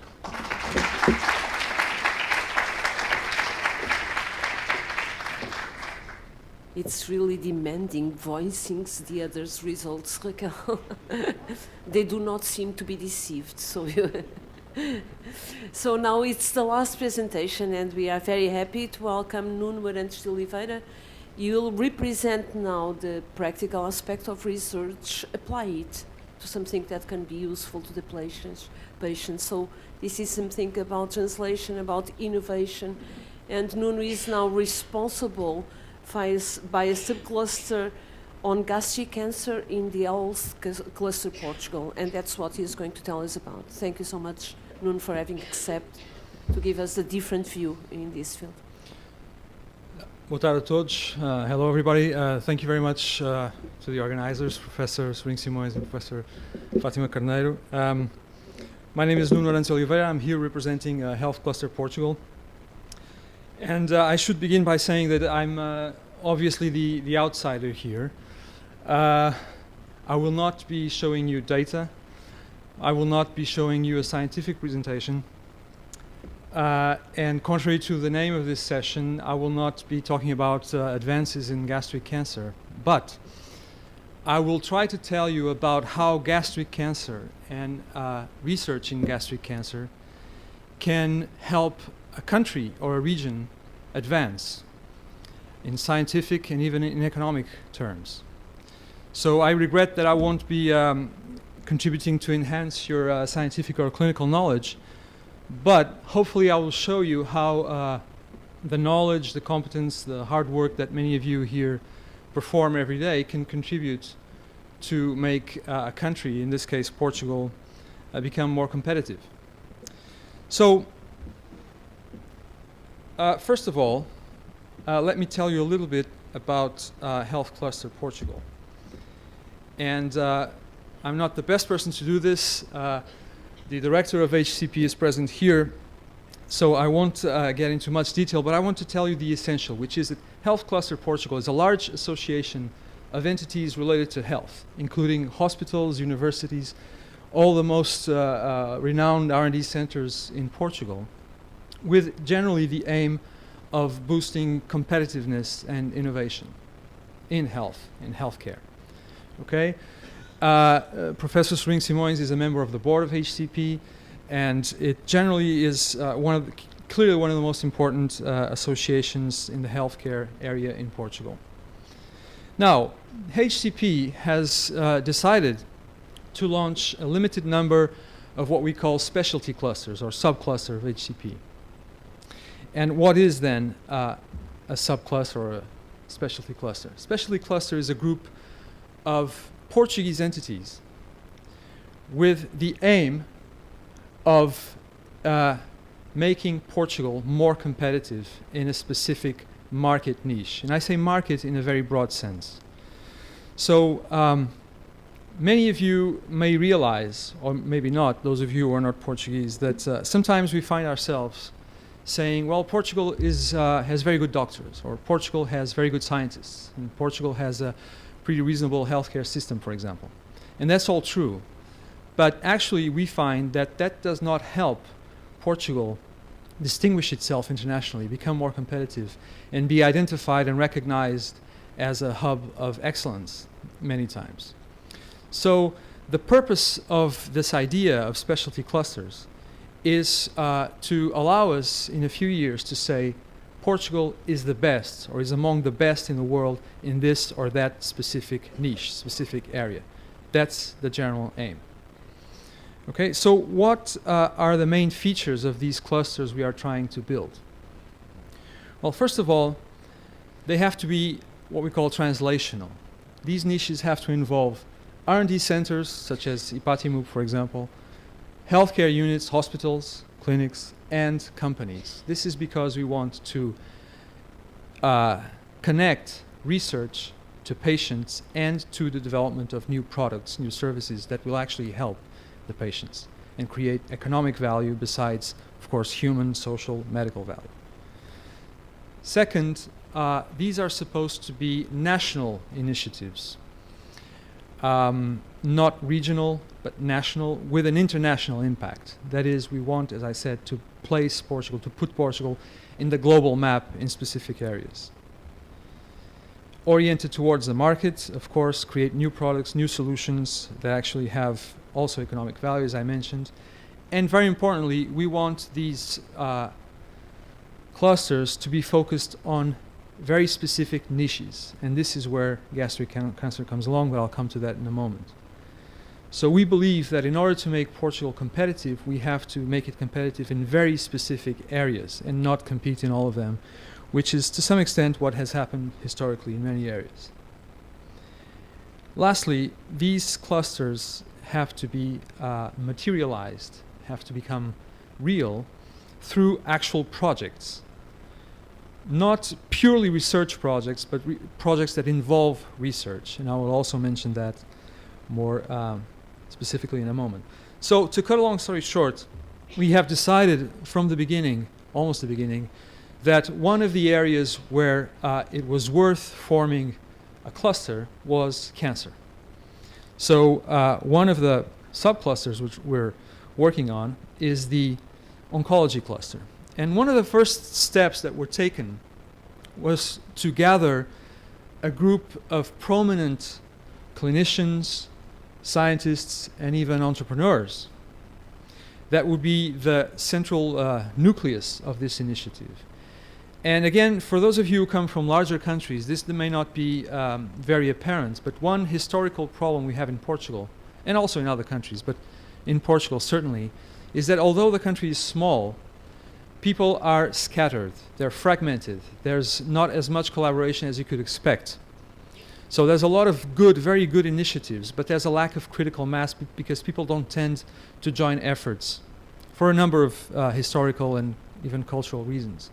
So we thought that a key to the success of this initiative would be to put a number of what I call their key players together working on this. And I think in that we have been so far fairly successful. We have participants from 8 specialized institutions, which is a big part of what's produced in the country in this area. And besides, and this is a plastic group, it evolves, and we are now, besides the people you see there and the entities, also talking, having some very interesting dialogues with pharma companies, including multinational pharma companies, and some expert clinicians which are not there. Now, from these conversations and from the work and meetings we've had within this group, it became apparent that the first niche we would have to focus on, we should focus on, is stomach cancer. Now, I will not dare to try to explain to this audience why stomach cancer is important, but obviously it's an opportunity for Portugal because we have expertise, clinical and scientific, we have patients, and it is an opportunity because many regions in the world have a clear need here. So as an entrepreneur, I see a need as an opportunity. So we believe stomach cancer is an opportunity for Portugal to show that it can be a leader worldwide. We are looking at a number of different projects, and I won't go very deep into this because it's an evolving process, but here are some examples of areas where we believe we might build what we call flagship projects. They're projects involving many entities, including international entities, including, I would dare say, perhaps some of the Brazilian and Italian centers represented here. Going from preventive strategies for gastroesophageal cancer to strategies for elimination of H. pylori, and things that are sort of basic, like improving and consolidating the national registries, which is something that's important across the board for virtually any clinical project you do in this area. So what we're doing now is largely looking at some of these projects, talking to scientists, companies, etc., about new projects. So some of the main current and next steps we are taking is trying to structure a number of ideas into a small group of truly mobilizing large-scale initiatives. And we are discussing these projects and their funding with a number of companies, because if we want these projects to be translational, we want companies to be involved actively, including in funding them. And as you know, in the current situation in many of our countries, this is absolutely key for success. We're opening the initiative to all the members of Health Cluster Portugal, and so to make this a truly national initiative. We're also trying to identify potential international partners, and I should tell you that in some of the conversations we've been having, it's obvious that there is interest in making Portuguese institutions the leaders of projects that are international. And again, a role for entities coming from Brazil, Italy, and other countries could be very, very interesting, and we should eventually talk about that. And we're preparing a number of action plans and pitches to sell, if you will, this idea to the world, in particular to the companies. We're also trying to identify other funding sources, private, European, Portugal. I won't go deep into this. The key message here is, as I said before, there's great need, obviously, in gastric cancer, and we want to turn that need and the fact that we have some competence and some resources in Portugal, turn it into an opportunity to make the country more competitive, and along the way, help you all solve quickly the challenge that you face every day. Thank you very much.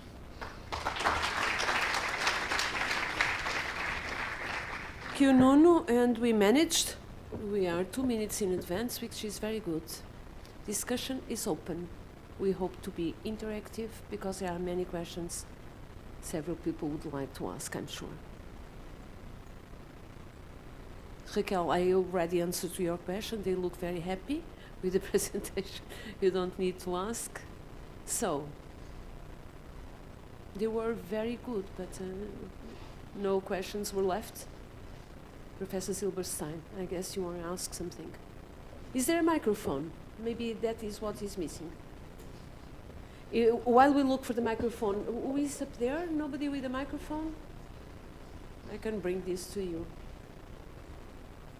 João, não importa se respeitar, desculpa. Maybe with the microphone I can point to you as if it was an arm, forcing. Yes, we'll move. You want to ask from here? Take a seat. Okay, thank you. Well, there was a very nice presentation here, and something to join Brazil and Portugal. We have a lot of high H. pylori incidents in our patients, and amazingly, we have 87% of presence of H. pylori in our population, and the same in gastric cancer. So we did some epidemiological studies and trying to see what was really the influence, because we have the same incidence of H. pylori in patients with and without cancer. So I would be very interested to continue to listen to what you are studying and what we could do together to see what's happened and what is the real point that we have to go on and try to elucidate with this bacteria that is so how you say that, very important for research, and in my opinion, I cannot find the point where it really acts and make the difference in gastric cancer besides other phenomena like hereditary or something promoting gastric cancer besides H. pylori. So I guess that some people would like very much just to approach this, and Cel is already jumping in her chair. But before that, I would like just to tell to the youngest here, there are a couple of them, that in Brazil and Portugal, H. pylori infection is really a problem. We collected, I mean the group IPATIMUP, not me, but Leonor and Cel collect some evidence that there is, it is believed that the strains of H. pylori, the most prevalent in Portugal, are also the most prevalent in South America, specifically in Brazil. We believe that we Portuguese navigating through the ocean might have contributed for that. I wonder if Cel would like to comment on this. And the issue is, I think the question you are asking is, why the hell, among so many people infected, which in Brazil is millions of people infected, only 1% or something like that will develop gastric cancer. Those are related to the infection, but many others are over there without any infection. I think we contributed a bit for some evidence that would lead in Portugal to come to the eradication of H. pylori infection in the subcluster of the population, but we never managed to get the government interested in this. This is a problem. Because the alternative for countries in which H. pylori infection is not a problem, I mean Northern America, Northern Europe, and I listened to this at the ASCO meeting in January, I don't know how many of you have been there, but it was clearly stated that the only way to treat gastric cancer is to eradicate H. pylori. This is not conceivable in countries like Portugal or Brazil, would kill the population before killing the animal because it's so disseminated. So if I get it correctly, so how much have we improved the understanding who the 1 to 5% are? How can we translate this these days with economical crisis becoming competitive for the health cluster for treating those at risk? No vaccination? No vaccination. Yet. And it doesn't seem to be promising. But coming back to the question of Professor Zilberstein, did I say it correctly? In Brazil, also in Portugal, both in the normal population or in the general population, as well as in gastric cancer patients, we have high prevalence of Helicobacter pylori infection. What I believe is the difference, and we have shown that, is that the type of Helicobacters are different. And when we look at specific bacterial proteins and specific bacterial genes, we see that there is variation. Okay, so the strains are not all equal. And some of the strains are able to induce more inflammation in the host. They are able to induce more damage to the epithelial cells. And this type of bacteria, with these specific genotypes and these specific proteins, are more present in patients with precancerous and gastric cancer lesions than in the superficial gastritis. So that is something different from VAC-A, CAG-A? You are No, talking about it the is features? I am talking about specific VAC-A genotypes and the presence of this CAG-A virulence factor, which so far is the, some people even say it's a bacterial oncoprotein, because when this gene is put in mice, only the CAG-A gene, this bacterial H. pylori gene, it can produce gastric cancer. Okay. The health cluster Portugal becoming innovative. You can have saliva genotype offer treatment. Is that feasible in countries like ours or South America? Saliva genotyping? I don't think so. I mean, it's even difficult to find H. pylori in saliva. It's very be difficult. Different from the stomach, right? Yeah. So what would you recommend? Wait and see? What the Asians are doing, we could have several kinds of approaches. What some Asian countries are already suggesting is general eradication to the whole population. Of course, those countries, you mean China, Japan? I think Japan is now eradicating everybody because it has been included in the national program of health that H. pylori gastritis, you can eradicate people already with H. pylori gastritis. So, and it is included in the health system, so everybody will be able to do that. And there are already 1 or 2 studies published in Taiwan where they performed massive eradication to some populations in an archipelagus. And what they saw was that it was effective in reducing the incidence of pre-neoplastic lesions. Of course, they didn't yet follow people for a long time. But when people had atrophic gastritis, it was successful to reverse atrophic gastritis. It was not successful to reverse intestinal metaplasia.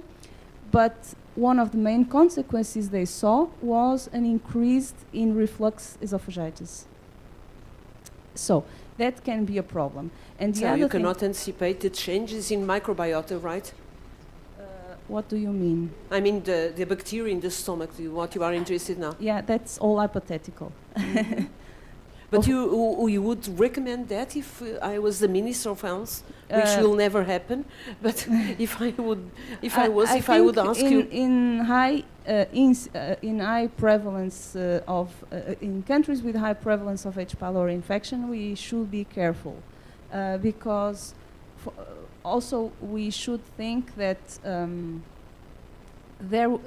we need 2 antibiotics and we need an inhibitor of gastric proton pump inhibitor, and we already know that in countries, for instance, like Portugal, and I'm sure also South America will be like that the resistance to antibiotics is increasing very fast. And for instance, in Portugal, we know that the resistance to one of the major antibiotics that is used is already more than 30%. So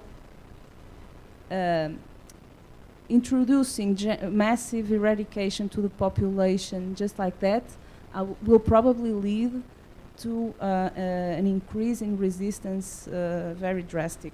So still you don't recommend that for Brazil? Hopefully Probably we do not. not meet Graham again. He's a good friend of Zé Carlos, but the guy wants to kill every bug in the world. That's the only way he sees. I'm allowing this to be extended because there were no more questions, but was just giving you the opportunity to think of other things. Franco, you look like wanting to ask something, no? I'd like to put a question to our Italian friends. I knew it was it. I was very enthusiastic with the project of template already on website, isn't it? If I understood, okay. So it's a dream. It always was a dream of investigators to reach a good sample, bigger casuistic, a bigger number of cases to be used and to be studied and to provoke international studies. How would you recommend, knowing that everyone wants to be a king, so how could we manage some sort of web basis to manage it and to make some studies and have the opportunity to study much more than we do? Yeah. May I just clarify if you are wondering about accessibility to biobanking and tumor banking special? Not really so specific to a tumor banking, but you have all the cases on the web. So those cases are mine, yours, or to everybody. And I don't know in Siena all over the world should be ours. What about you? No, I think that the web is a great opportunity to share the data. Of course, some rules must be very well defined. In Europe, there is one example that is already ongoing, that is this LiverMet. I don't know if you know this network about the liver metastasis of colorectal cancer, where everyone can access, subscribe, put the data in. The data set of LiverMet, it's more easy to rise, and the disease is also different epidemiology. For gastric cancer, the people that are really interested are very few centers that are interested on doing some clinical research, but we have planned a very clear rule about the management of the data.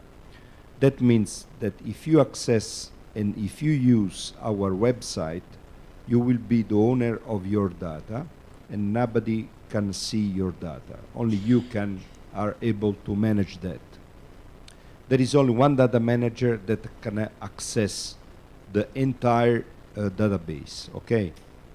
But before to share any data, there should be an agreement. I mean, if you want to recognize that, or if you want to see the number of lymph nodes retrieved in the station number 8, we must first have an agreement, and after that give the permission to the data manager to retrieve the data of the participating center.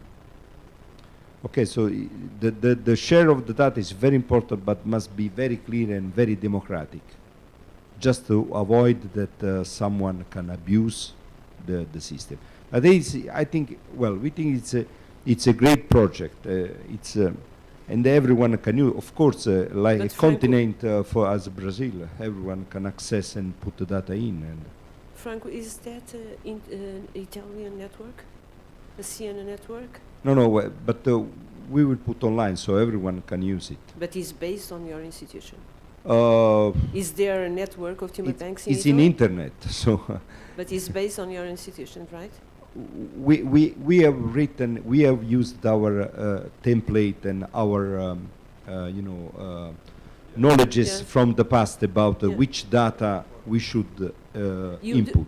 how many cases you have, if I may ask, of gastric cancer? in We have that tumor about bank? collected in our database about 3,000. 3,000 samples of gastric cancer, Yeah. the tumor itself. Yeah. Is that meat or is that DNA, RNA, or what do we have? No, from the tissue bank we have about 900 cases. Okay. Yeah, So you including have serum and yeah, all material, biologic material for patients treated with a very but standardized the tumor surgery. samples, they have them frozen. Yeah, You snap have not frozen. transformed them in DNA, for Yeah, instance. yeah. You have transformed part Yeah. in DNA? Yeah, we have also DNA bank and RNA bank, or Parallel. part of that. So Okay. I was thinking before, you was telling me why you are so looking about H. pylori.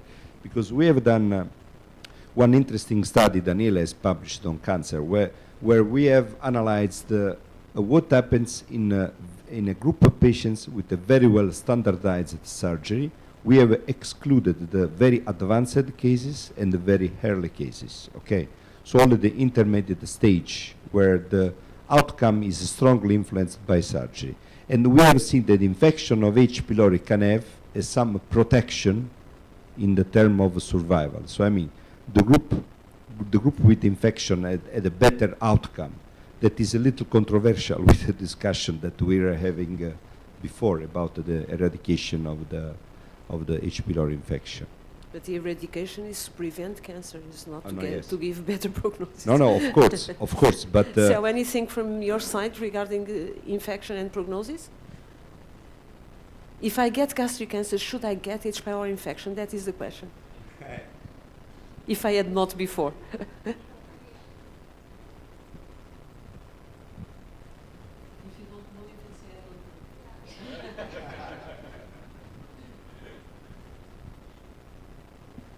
Yeah, that's a tricky question. But for me, I would consider it also controversial that to have H. pylori and to have a better prognosis. But I mean, maybe it's a specific, as you said, selected group of patients. So I don't know how if it has been reproduced in other countries or in other series, but it's yeah. And now you mention H. pylori and someone addressed hereditary gastric cancer, for instance.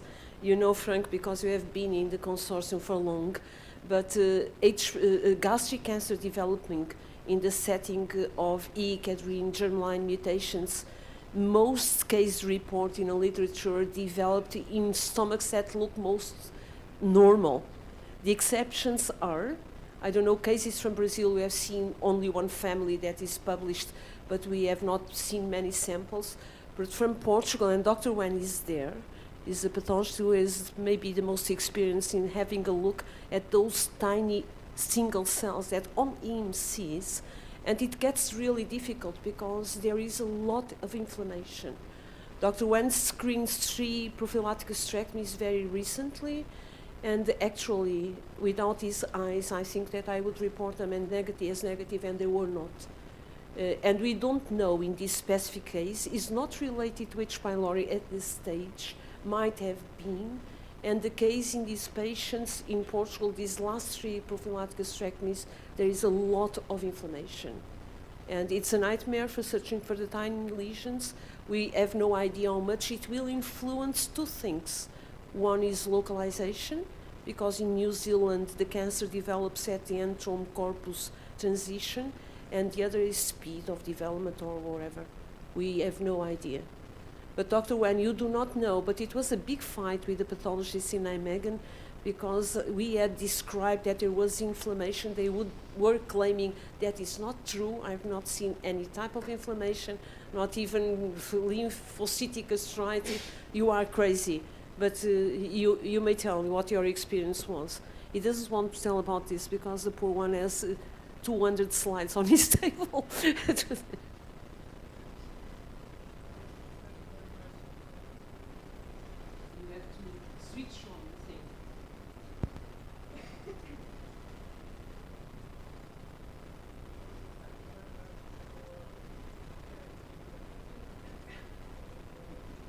It is not at all just a comment.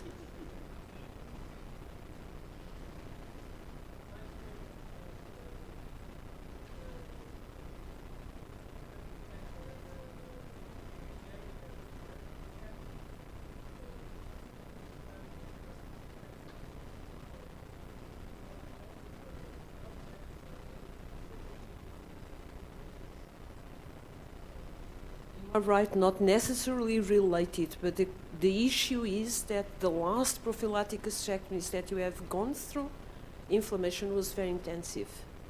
And let me tell you, because in this last meeting of the consortium, there is this question mark. Is every pathologist able to diagnose the tiny lesions, yes or not?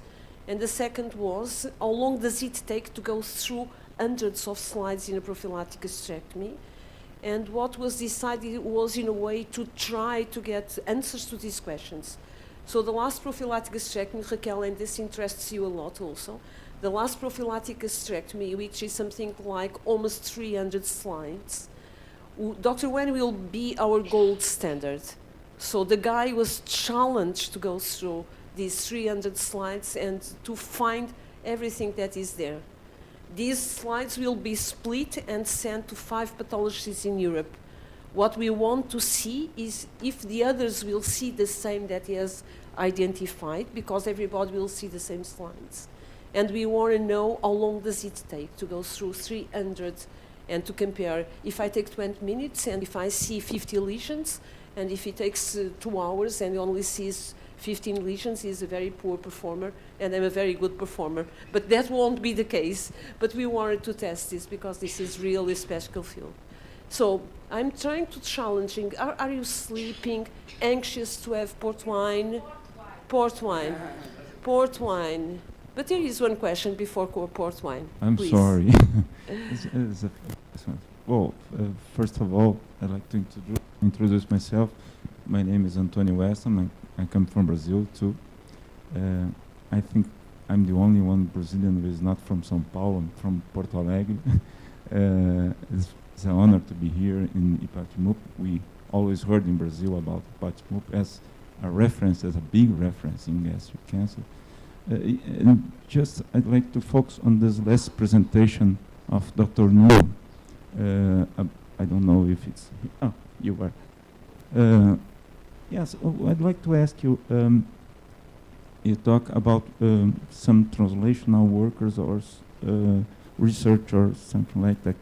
And I became curious about how you think performing it, I mean, in the operational basis. I mean, if you have something with other countries already or not, you are starting with this project. I'd like you to some more comments about, please. Sure, thank you for the question. First of all, as I said, we are trying to find projects, and I should have said that you're all welcome to contribute with ideas for projects if they fulfill the criteria I mentioned, one of which being translation. So the way we think these projects will be implemented will be, of course, through the close collaboration between companies, either small or big, research centers and healthcare units. So, of course, on a case-by-case basis, it can be different, and each project can be different. But just to give you an example, we might have a large pharma company identifying a certain area of clinical research where they think there's a need, and where a research center in Lisbon and a hospital in Porto have the resources needed to do it. So our role will be to put them in touch, to try draw a project and just find funding. In this case, if it's a company promoting, it might be easier, and just do it. So it's really finding projects where we already have some or all of the resources available and put it together to work. Now, this may involve, and it's good if it involves institutions from other countries. So, for instance, in terms of clinical trials, if we think that there's a certain area where a trial or a set of trials would make sense as a project, we would typically look at other countries just because Portugal might be too small. And that's one reason I was saying that contributions from your countries and also ideas would be very welcome. So much, Nuno. So we are 5 minutes ahead, but I think that everybody will be happy to stop here. Before that, just two things. One, to explain to all of you and to highlight again that the logo is different now. Is not capital letters, but lowercase and case. And the last two letters, UP, this is a test. How many of you know what does it mean, UP? Up. That's very good. Actually, it's not up, but that is a very good interpretation. It means University of Porto, but it's very good that you read it as up, because that is the idea also. Thank you so much. We should adopt this interpretation. The good news now is that Professor Venâncio is still alive, almost dying, and we'll have now the port wine from the year of the birth of IPATIMUP. So thanks for having joined us in this meeting, and welcome.